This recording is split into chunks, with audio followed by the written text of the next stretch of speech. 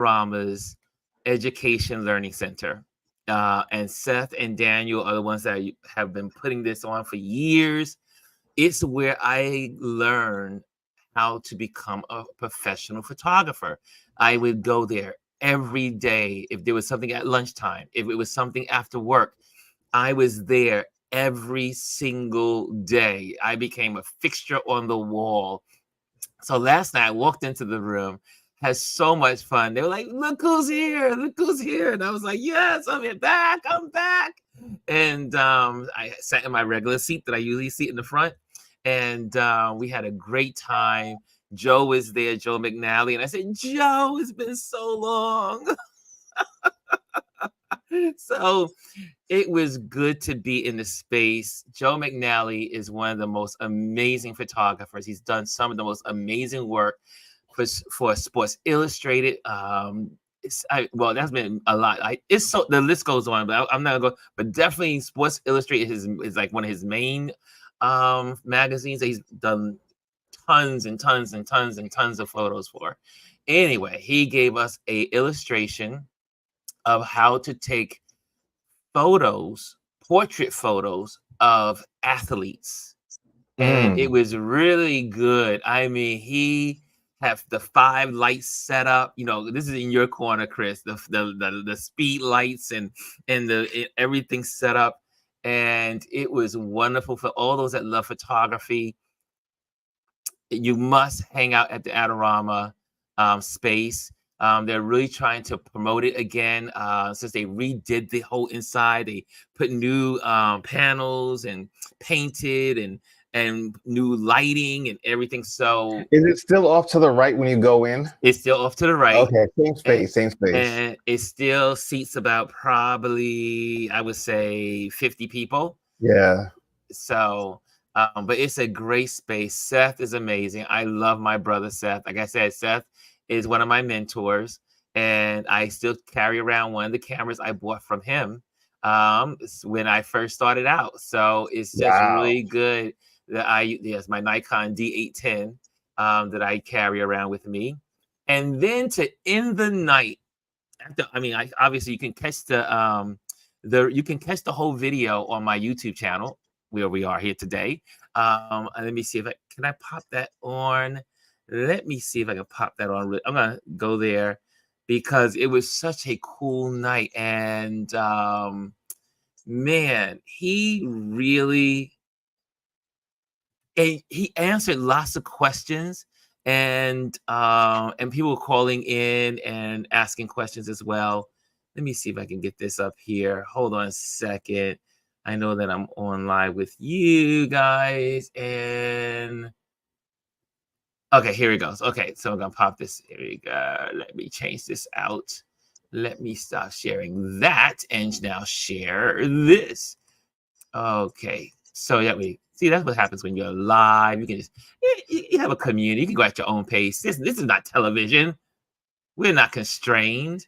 Here we go. Let's see if I can get that up there. YouTube, and let me see that up there real quick. Based on the angle of her body might be in certain fights. Okay, here we go.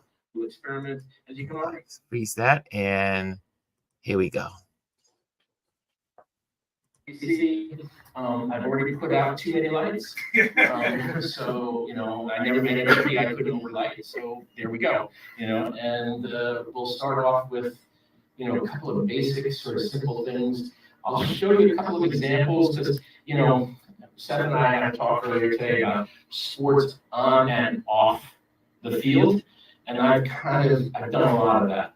I've shot hardcore sports, I've shot Olympics and all of that, but probably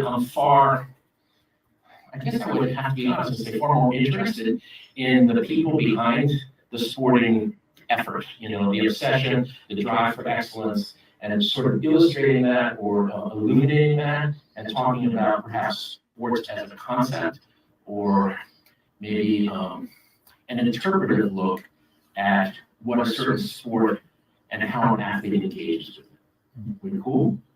Yes. Was that a question, sir? Oh, okay. And there you have it. So we had a great time, And it was absolutely a lot of fun. And then at the end, this is what I wanted to say. At the end of the night,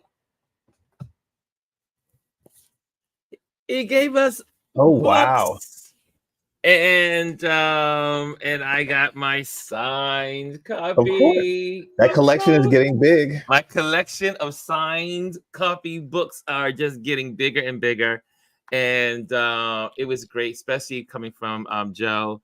Like I said, when I first started my career as a photographer, Joe used to be at the Itorama space a lot. He used to come in like Yeah. probably once every other month or once a quarter.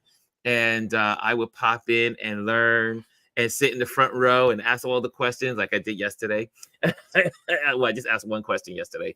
But this is a great book. It's called The Real Deal, a great book. And it has his whole career of photos in it. And I can just turn to any page and it's going to show off his amazing work. And so check it out. Sports Illustrated, working with National Geographic, working with New York Times, working with all these different people. So it's a great book. And I'm excited to have another signed copy book in my library.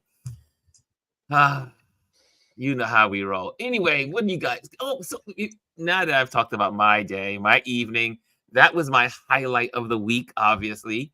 And again, you can catch the whole lessons and footage and all the coverage that I did on my YouTube channel. Just click on that and you'll see that you can get the whole thing. It's about roughly an hour and 25 minutes long. And he really goes in on shaping the steps of how to light someone. And it was a lot of fun. And thank you, Adorama, Seth, and Joe McNally for an amazing presentation last night and a night of learning. Thank you. Another And good guess one. who else was there? Janet was there. Janet, our Janet. Oh, I turned. She says, "Who's that up there?" And I looked back. I said, "Janet." So it was a beautiful night, and other photographers were there. I just love being with. I love community. Community is where I thrive. Whether it's the Adorama community for photographers, or it's my meetup community, or it's Touch Base Daily community, or I'm being ambassador at the Manhattan Chamber of Commerce. I thrive in networking community circles where people build each other up. That's where I thrive. That's my space. That's my energy. Anyway, nice. Chris, what's going on in your world? I'm sorry, I got so excited. I'm just on No, fire it's today. okay. It's okay. I am finally home after basically a month of travel. I've been on the road for about a month now, and I'm so excited to just be home. This next week will be the first week that I'll be home for at least a week, which is kind of crazy to me. So I'm looking forward to just being back and having routine in the schedule because it's been a little crazy. But I was in DC Monday, and I came back yesterday. I had a photo shoot with the Renaissance man, Mr. Reginald Nash, also known as Rex. Something that it's a project he's working on. He's been working on for a couple of months now, and it's going to take a while to finish, but I'm a part of it, and I'm really excited. All I'm going to say is that I stepped out of my comfort zone on Tuesday, and it's going to be exciting. So I'm looking forward to seeing the final product. Man, any other projects coming up where you have to, you'll be in the sky again? Well, I think I'm going to be home pretty much for the month of August, unless something comes up, which can very well happen. But I'll be traveling starting September again. We got the guys. They're performing, nonstop until the end of the year. But I'll be going to a few of their shows out in California. They've got a big show out here in Philadelphia on the 23rd or 28th, I believe, of August at the Dell. In Vogue and Tamia are on the card for that one, so that's gonna be a great show. Looking forward to that. And they've got a lot of amazing shows coming up. So keep it locked for everything After 7 Music. Yes. And I'm actually working on some of the content from the show that they did on Festival at Sea. That was a celebrity cruise concert. They were on for one night. We left to St. Thomas on the 16th, got on the ship on the 17th, and got back off on the 18th. And of course, when I called in last week, Friday, I was in Charlotte, North Carolina, stuck in all the craziness. But yeah, I'm glad to be home. So you'll see me on a regular for the next month at least. Well, I am glad to have you back. It's always great to have you on. I wish I could say at the seat next to me, but you're on the seat next to me virtually. Virtually. And so, David says, did you film that with your phone? Yes. I have a beautiful set. Ooh, I don't like to promote people unless they I hate Samsung. No, I should say that. No, I have a beautiful Samsung. I told a young lady asked me, she said, "Oh my gosh, your phone." She said, "How you filmed it is so beautiful. It came out so good."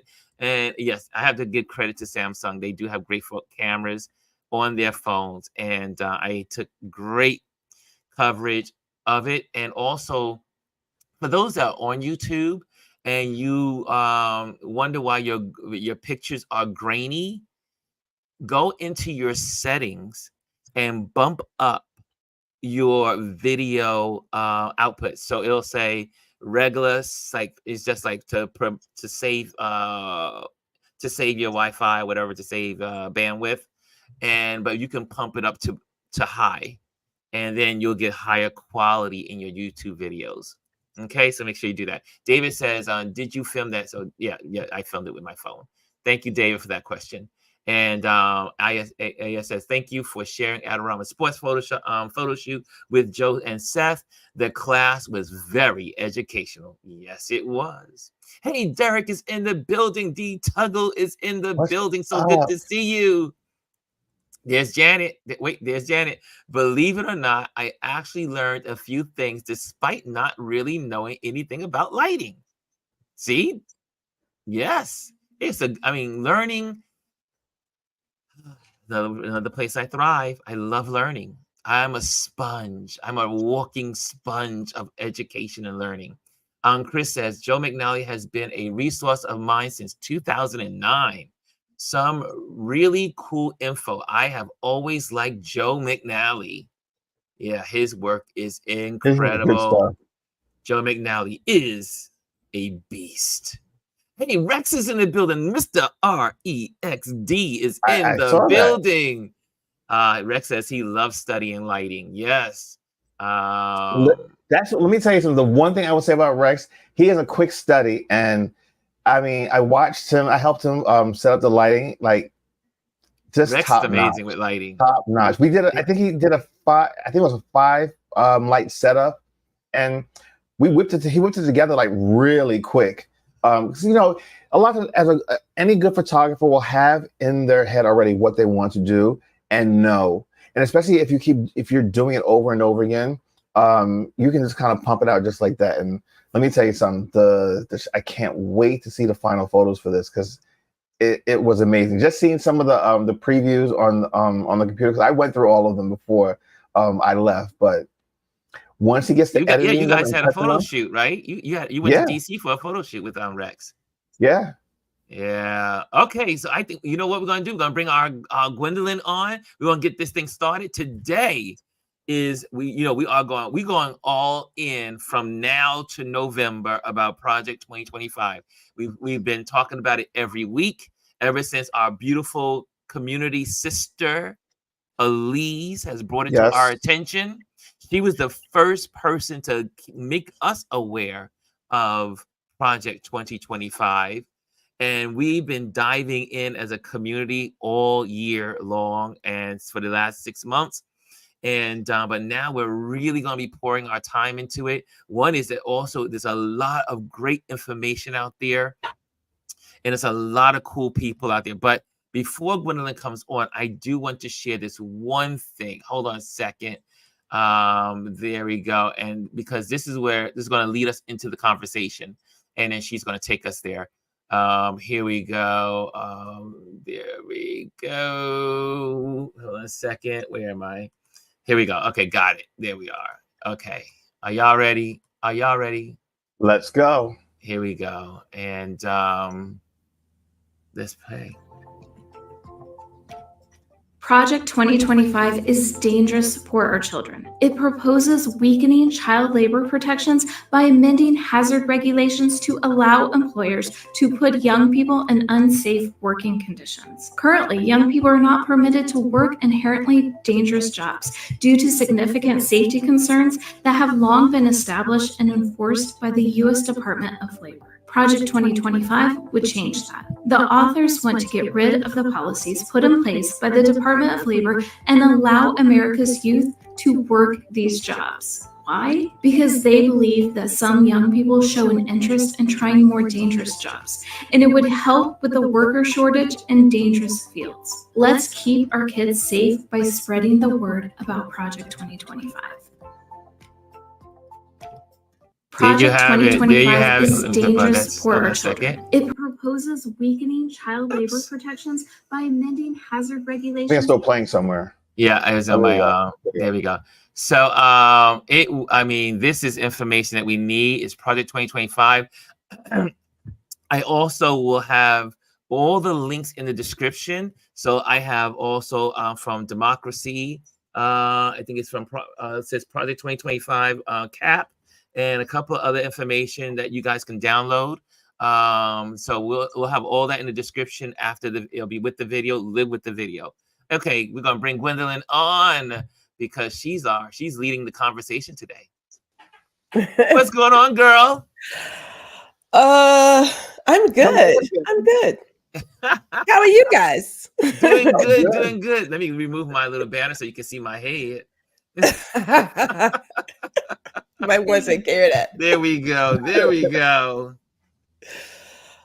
You know, I do like how she brought up, because there is that section when they talk about labor and what have you, that young people may show interest in these hazardous jobs. Why are we stopping them from getting out there and working these hazardous jobs? It's like, seriously? But here's the deal. So there's two things happening. There is Project 2025 and their ideas, but there is also in states, keep in mind, there are state laws and federal laws, right?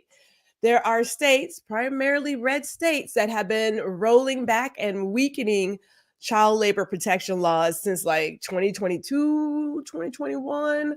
So this is not one of those, hey, if we stop it, it's not there. This is already happening. And that's the part that a lot of us need to realize, that a lot of this is already happening and has been. So protect your kids, protect your kids. And if I may, kids only get to be kids one time. Like, I think to myself, I miss having the summer, 3 months of just like chilling. Y'all remember those days? You're like, oh, it's summertime. And you just like enjoyed yourself, and somebody cooked for you and cleaned for you, and you just went out and had fun. Those days don't last for a very long time. You know, they like don't. we get like what? Vacation, like a week here, a week there, in between working. Like, being an adult, it has its pluses, but it's just like working and paying bills and dealing with like people all day. Being a kid is like where it's at. You got to enjoy that while you have it, and then it's gone. Or am I just being too nostalgic? No, you're absolutely right. This is, and all you want to do is be an adult when you're a kid. Yeah.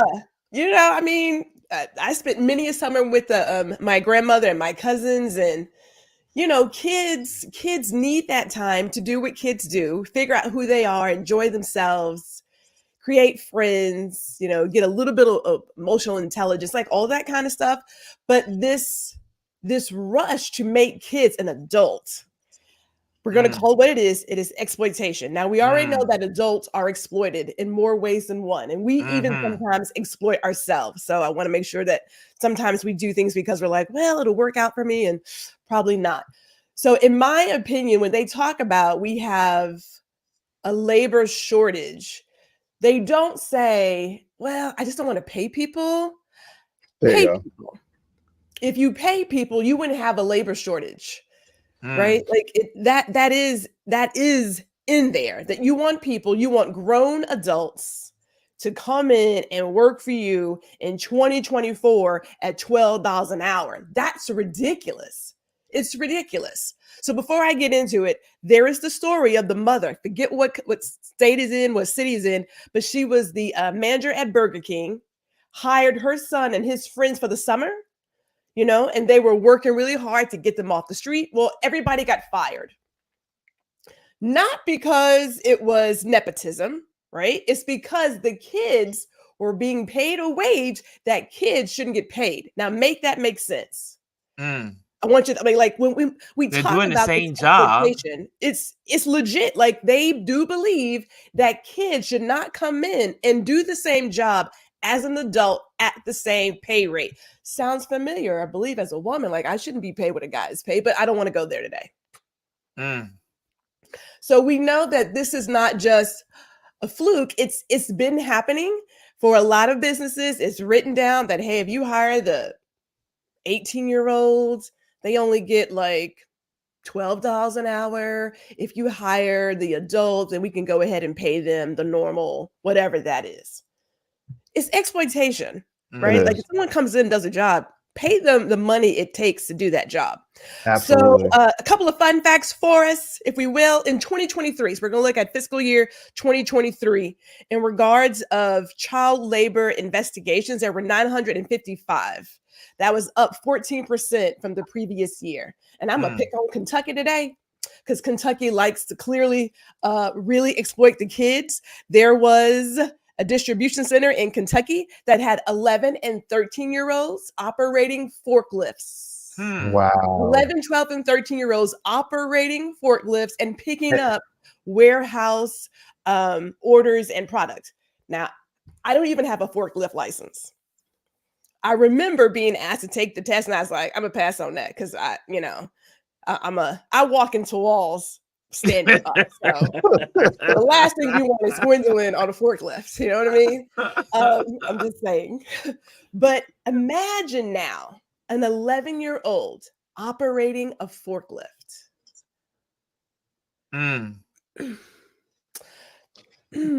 They don't even have driver's license, regular driver's license. By law, they can't have one. What would think that you could give a 13-year-old a dangerous piece of equipment, work in a dangerous environment? Yeah. Look what Elise said, though. I mean, not to interrupt, but Elise says, my granddaughter is only being paid $6.25 per hour, which less than half of the minimum wage in DC. Oh my! How old is she, Elise? That's awful. But this is what I'm talking about. These are the laws that are on the books that they want to take us back to. People will feel that it's okay to pay the child less because they're not as old. They're still doing the same work, but it gets better because in Kentucky there was a McDonald's. They had kids that were as young as 10 years old working the deep fryer up until 2:00 in the morning, and they weren't getting paid. Wow. Why do you have a child as young as 10 years old in the kitchen on a deep fryer? And keep in mind, they're working past the hours they're supposed to, but more importantly, they're not paying these kids. How are they getting away with that? Well, these are the ones that came to light. So imagine all the ones that have not come to light. These are the ones that people are aware of, that someone called in somewhere. And let's face it, most of these children, when people talk about it, and this is how they frame it, there's a labor shortage, and there are kids who want to help out their families. But we know, depending on where this child is located, they're going to end up in some really wonky spaces and doing things to the point where, you're working, but you're not getting paid for it. Or at some places we have found that children will eat, and then that money comes out of their paycheck, right? Even if they choose not to eat, that money still comes out of their paycheck. Now, as an adult, we would probably catch that early on. But how many kids are aware of their employee rights? I'm going to say very, very few. Because my grandson was in a spot, and it took everything to not get in my car. Oh, yeah. Drive up As a matter of fact, this is how this came up, right? Was this part of our this is how we ended up stumbling. It all seemed like it was working together. That this happened with your grandson, and then we were talking about it. It came across the news feed of what was going on Yes. in this state. It was Yes. like we were like, well, we need to talk about this. The things that these people do, and he's a teenager, but again, when we talk about life experience, kids, they don't have what we have. And me being a previous manager, taking my employee law quiz every month, yeah, I'm fully aware of what's available and what's not available for me to do. And then working out in California, God bless them. I mean, Lord, that's it.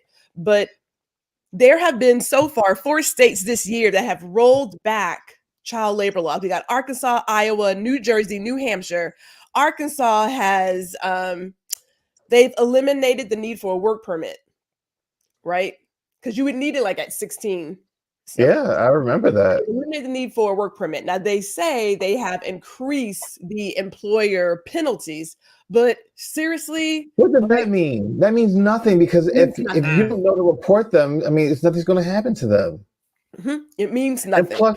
And plus, that child, they probably want that job. They feel it's something that they have. They can put money in a pot. They're not going to report them, and they don't even understand the laws anyway. Not at all. Iowa, they have passed 3 laws that will remove restrictions for minors working, but also give them extended working hours. Right, so they can work later in the night. And then people make this whole deal of, but they can work at the school and be at the concession stand. Then why can't they work here? Those are not the same thing. So let's not put those two things together. I don't know about most people, but my parents made sure that we were in the house at a certain time. Yeah, we actually did not work. Hold on, a lot of states even have curfew laws for kids. You can't be out on the street past like 8, 9 o'clock. So how is it you're going to work until 2 a.m. in the morning, and you can't even drive to get home? And in a lot of places, buses don't run past a certain time. What the hell is going on? No, well, not only that, but who are these parents? That point right there. I mean, if you're a parent and your child is not home and he's 13 or she's 13 years old at 12 midnight, I remember when I was 13-year-old. You know what the sound was for us to be home? That street light. There I go, there I go, there I go, there I go. That came on it's on WBLS. It popped on, and we knew it's time to go home. Time to go home. Yeah, we had the street lights. Yes, that street light came on. Street light pops on. Yeah. And not only right after that was going to be that song. There I go, there I go. We heard it on because everybody was always playing BLS. So, anyway. This is that part where even as parents, it's not my spot to judge how someone wants to raise their child. It's not my spot. Now, keep in mind, if you have a farm, then obviously this does not impact the family business, because the farm is a whole nother thing. Yes, right? That's a whole other thing over there. So they are not in this boat. And I understand the whole idea of teaching your kids worth ethic. I mean, we had chores, stuff like that, but we didn't work. Yeah, Kimmy brings up a good point. She says, yes, Ron, unfortunately, those parents may be living in poverty. And someone also said that may be the only income that may be coming into that household is by the child. That is true. I agree with that completely. But this is also where I believe for a lot of these red states where they can prey on people, because it'd be different if it was, hey, I got my child working and they're bringing in $20 an hour. You know what I'm saying? But these kids are not doing that, right? They're not being paid a fair wage. And then let's go ahead and add on to that.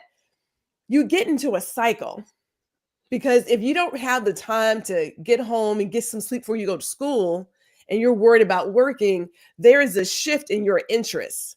That's how I see it, which is why my parents were clear that until you get to a certain point, you're not working. Even when I was in college, my dad was like, look, you can get a job on campus, but you're not working. Now, I know everybody can't do that.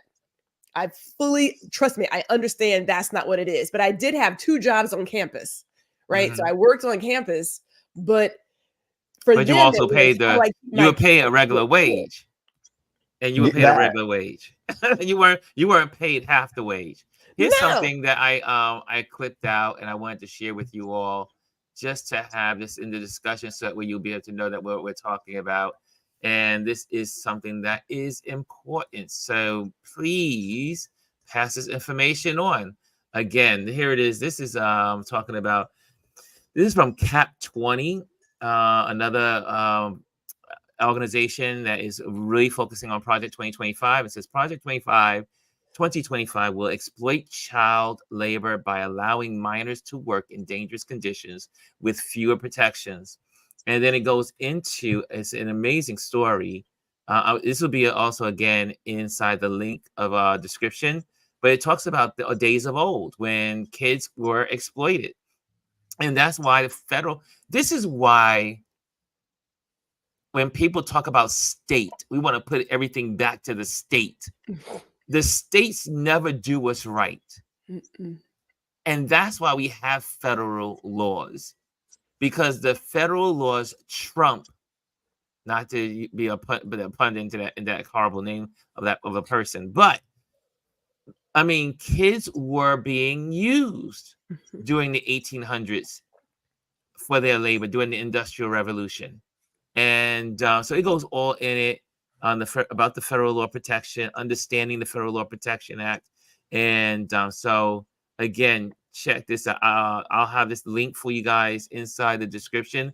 But it also, so here's Project 2025 fails to recognize that although teens may be attracted to dangerous jobs, they may not understand or fully appreciate the consequences or risk of such labor. Can I just comment on something? We talk about kids and how, they're not old enough to vote until they're 18. They're not old enough to have alcohol until they're 21. They're not allowed to do this, not allowed to do that, because one, the brain isn't fully developed. But yet and still, you can decide to go put kids in environments where it could be dangerous to them and them not knowing consequences, to bring home what, $6, $7, $12 an hour. That doesn't make sense. It's contradictory to everything, all the other messages that they're putting out there. So these guys, it's only beneficial for them when it's beneficial for them. You know what I mean? Here's another one. Here's another part for this article. Since 2019, there has been an 88% increase in cases where children were found to be employed in violation of child labor laws, according to the U.S. Department of Labor. Child labor enforcement, keeping your workers safe. So, guys, this is real. This is a real topic. I didn't even, again, one thing about Project 2025, it's allowing us to really see the how we're structured as our country, how is our country structured, and then all of the things that are in place to protect us, and how, because they want to remove them. Sorry, I see it as it's for me. So when I look at how they approach work, and again, they like to use the idea of families and kids supporting their families. Personally, if you're in the poverty community, I hate to say it like that, or lower income, to get out of that cycle, it takes a great deal. We know that education can get you out of that cycle, right? We are fully aware of that. When you start impacting the education, i.e., getting rid of the Department of Education and pushing the idea of charter schools or a voucher program, and you're emphasizing the need to have more trade schools and apprenticeship and just start working, you are really making that divide of the two classes even wider. Because again, their kids are going to keep going to college. We know that. You put it back into the state's hands of who gets the money for educational purposes. Now, Texas, and I'm sorry, I'm going to say it, Ron, I'm going to say it. Governor Abbott, his bitch ass, when his voucher program didn't get the support he wanted in 2023, he withheld money from the public schools. So much so that a number of schools are having to say districts are having to close down schools. Now, in their plan, they are saying that the states would have the deciding factor of where the money goes for education. When you look at voucher programs, and we're going to talk about wealthy people, wealthy people take advantage of all the things that others really need. Think about the PPP program back in Yes. 2020. All of those corporations who jumped up to Went get that in and raided the bank. raided it, didn't need it. Didn't need it, even though they qualified. They didn't need. They took that money, and then only when they got called out, they were like, "Oh no, you can go ahead and have that money back." So we know that with voucher programs, people who are already sending their kid to private school, well, they're already doing it, but that won't stop them from taking advantage of the funds. So it's like a refund for them. They're already getting it. They're already getting it. There are programs here in Texas that will give your child money for food. So, i.e., like an EBT card, right? They don't need it, but because they qualify, they will take that money, making it hard for everybody else who really needs it. So, when you think about what does the education look like for a community that doesn't have the tools? I'm watching HISD. They are removing libraries. Now, we're not going to talk about how they feel about libraries and librarians. We'll talk about that some other day. But they're removing these libraries to give them detention centers. Now, they don't want to call them detention centers. They got some fancy name that's still a detention center. So instead of putting the effort into the child and really working with this child, they are just creating more people to go from the school to the pipeline. You know, it's right into prison because that's how they're setting it up. Like, I'm not going to try to work with you. So they frame it as you should have a choice. Parents should have a choice in where they send their school. And from what I have seen, there's not a lot of checks and balances for these charter schools or these private schools. These are people who are doing stuff. You assume your child is getting the education that you have paid for if you can pay for it. So what if you can't? And the funding is not in your community. That's right. Right? What happens then? Do the kids who look like myself and look like others, those who have special needs, do they get left behind? What does that lead to? There's a reason why we had to do all this to begin with. There's a reason why. Because it was already there. But their idea of really focusing on trade, apprenticeship, getting kids to work earlier, they don't have to say, but in my opinion, the way that I read it, it is going to impact those who are lower income. Always. They make it sound as if you should do it to help your family, because that's a family value. Yeah. You should be working to bring money in. But we don't have a living wage for adults. Exactly. And see, that was my point. If we had living wages for adults, children wouldn't have to go out and work. That point.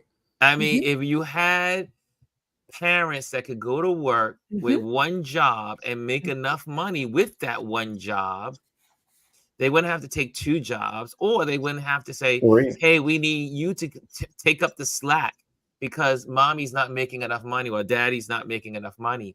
Or both parents may not be making enough money. I mean, if people were making a living, I still go, now what is it, $15 an hour? Is it $15 an hour now? I don't know. It depends. I believe it depends on the state where you're at. I understand. I know in New York it's $15.50, or I know some places have even $17 an hour, and some are even moving towards $20.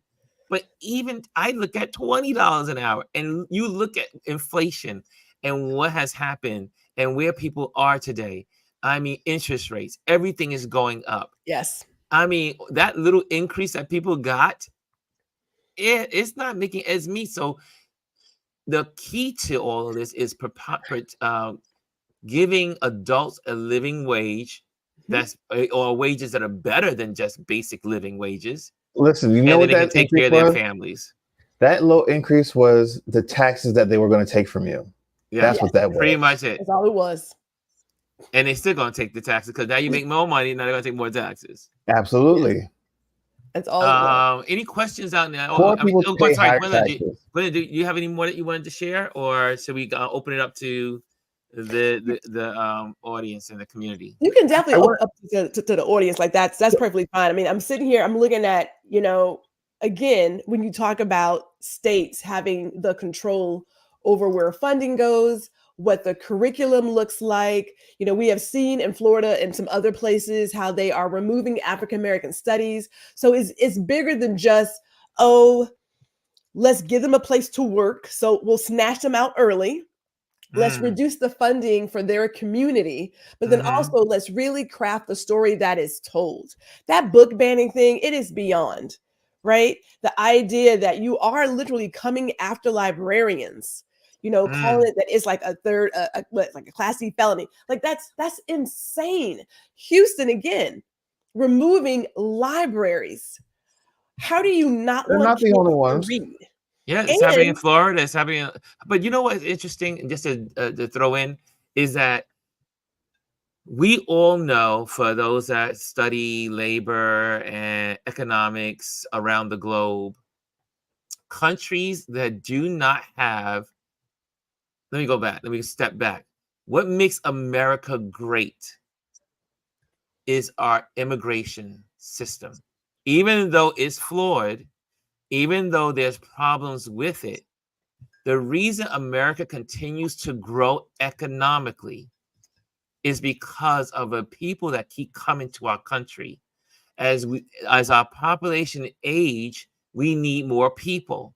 And there is, and what the Republicans are not saying, there is, and well, they just said it in this child thing here, right? The child labor.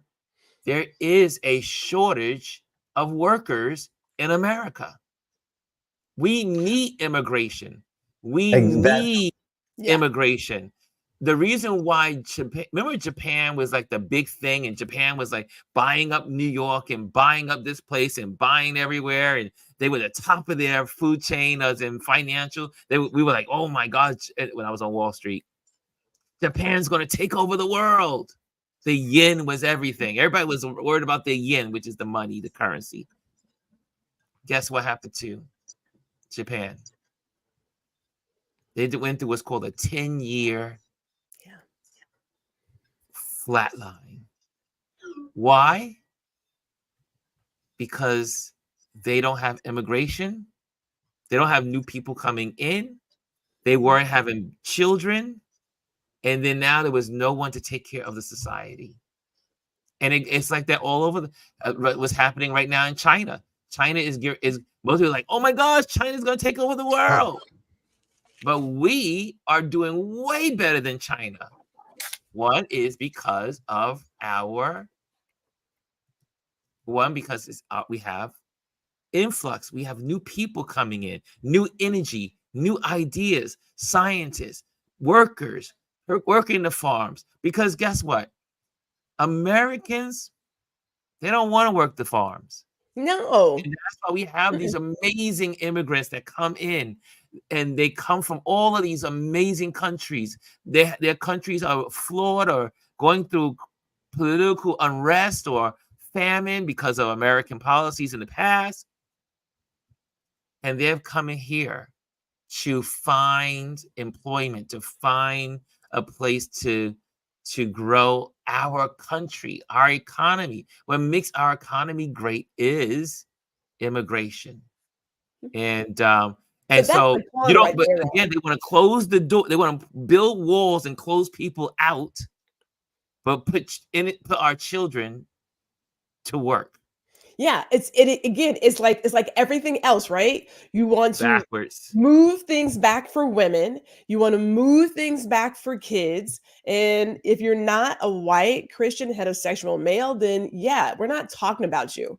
And it is a con when you write things and say family should have choice, parents should have choice, and you know that person is struggling. There is a higher chance of you doing things that you believe is best for the family that puts your child and your family at risk, that keeps them in that cycle. Now, Miss Elise was asking if the Houston Independent School District is under state. Yes, it is. They took it over. Houston is very Democratic. It is very, very blue. And they fought for years to keep them out. They found a way to get in and they are tearing down everything. I have my Mm, kids, my babies are in that district. So I keep my eye on what's happening there. And then also what's happening out in Florida because my babies are there too. So you find yourself saying, well, this could be helpful for my family. And then they get in the cycle of working and working and working.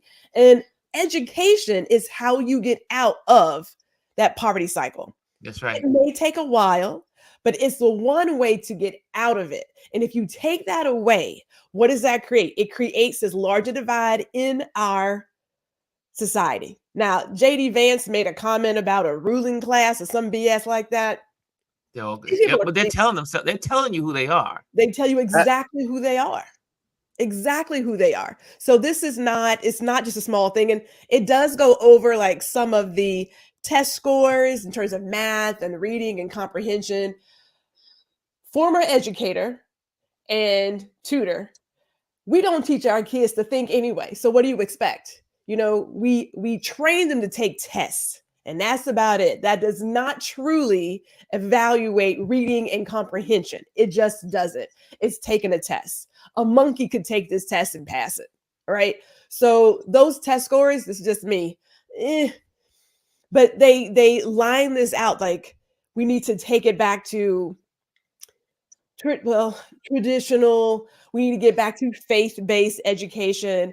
There's a whole kerfuffle of information in there, which is why I was telling Brian, like, you can't tackle Project 2025 in an hour, let alone 16 hours. Like, you really take each in 6 months and go over it. Like, we didn't even get into how they're looking at rolling back some of the other protections that you get, like from, was it Title IX and what have you? But I do remember the portion where it said, if you take a loan, you got to repay your loan. That part was in bold. So we're not going to forget that. So there are some other things in there about education, but I link all this together with the rolling back of child labor laws and the reduction in support for public education. I believe they are linked. And I do believe they are looking to keep people who are in the middle or just about out in that spot and to make it even worse. So you really do have a ruling class and then you have the others. That is my interpretation of it. And the actions in these states say that, in my opinion. Well, thank you for that, Gwendolyn, taking the lead on this conversation. And this is, again, we're going to keep sharing because there's so much to share about Project 2025. Joy Reid is also said on her show, for those Joy Reid on MSNBC, that they're going to be tackling Project 2025 every day on her show from now to the election. And also, I want to give you guys something, and the link will be here, but I want you guys to have this as well. This is called, I think this is by the Marcus Elias group, and it's called The People's Guide to Project 2025, and it really breaks it down in a colorful way. Instead of like reading the manual, you could still read the book if you want to read the Mandate to Leadership, which is their Project 2025. But they bring it down so that way you could talk to your families and your family members, your neighbors, and they break it down to the need and what we need as people, and then how Project 2025 will change that. For instance, like cut wages, create unsafe workplaces, and destabilizing our economy. Then they break it down. Then they go into they take the numbers and break it down really clean. It's easy to read on the eyes. I'm loving this. This is like, I was like, holy, yes, this is something I could read like all day long, because I'm my legal reading legal documents. I used to read manuals and legal documents when I was in college, but look at this. It says, make it harder for Americans to make ends meet. And then it breaks it down. And then it breaks it down. Make sure to put that in the description when you post this. Oh, this definitely going to be in the description, this link. And then it goes, so it takes it piece by piece, color, pictures, laying it out, restrict reproductive rights and access to healthcare. And then it breaks it down. And it actually tells you where it is in Project 2025. Like it'll say paragraph 25 on page such and such. This is probably the most well done that I've come across. And so I'm going to definitely put the link so that way you guys can have this. And it'll be inside embedded in the description so that you can have it. And then also share this video with your friends so that people know. We need to keep spreading the information. The more we talk about it. Can you go back? Go back one more. Yeah, right there. Enable discrimination across society. Throughout throughout the mandate, it does talk about like just because it feels like discrimination doesn't really mean it's discrimination. I'm like these people are off their rocker. Here it They is. It are off says their rocker. threatened I by think it's good decades. that someone created something that puts into layman terms, because unless you really explain it in layman terms, people think, well, does that really impact me? Yes. Yes, Yeah. it does. It does. It does impact you all across. It definitely does. Look at this. Set Yeah, I know. polluters loose and undo climate action. Like they want, and when they, and again, this is what the Chevron case was about when there's SCOTUS that said, okay, you know what? You don't need this. You don't need this. We're overturning it. So that means now companies can now pollute the waters like they were doing. Like they were doing in Flint, like they were doing in all the other places, little small towns in Mississippi, little small towns, little small black towns, little small towns with indigenous people. They don't care about indigenous people. They don't care about Hispanic populations. They don't care about black people. No, that's where the pollutants will go. And that's why, again, we cannot go back to state rights. Mm-mm. We need to stay and make sure that these federal laws are strong and staying strong, because those federal laws protect the people, protect society, protect the poor, protect those that are weak. Go ahead, Here's one Chris. thing though.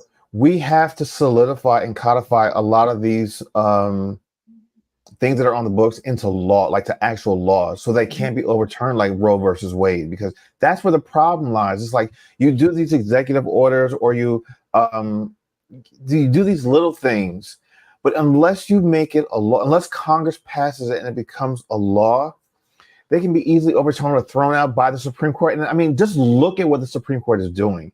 I pray to God that Biden, before he leaves out reforms of the Supreme Court, puts term limits, put ethics into, let them have ethics and have oversight by Congress, because they're completely out of control. And hopefully they will add a few more justices on the court. Yeah. Well, guys, I think did you learn something today? If you learned something today, you know how we go. If you learned something today, could you put in the chat what you've learned? One thing.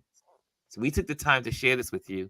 You can take the time to respond and say, I learned such and such. So one thing before you get ready to sign off, lots of people did the win with Black women, win with Black men. I just wanted to make a note. Tonight there will be Black, gay, and queer men for Harris.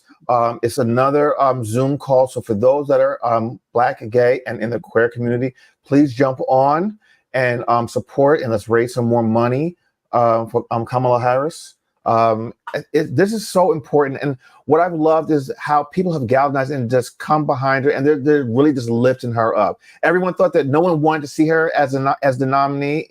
And look how much money she has raised in like 3-4 days. It is the week is, this is incredible. Last night, the Hispanic population got together. Hispanic women gathered last night to Hispanic women for Kamala Harris gathered together last night. Tonight is also white women for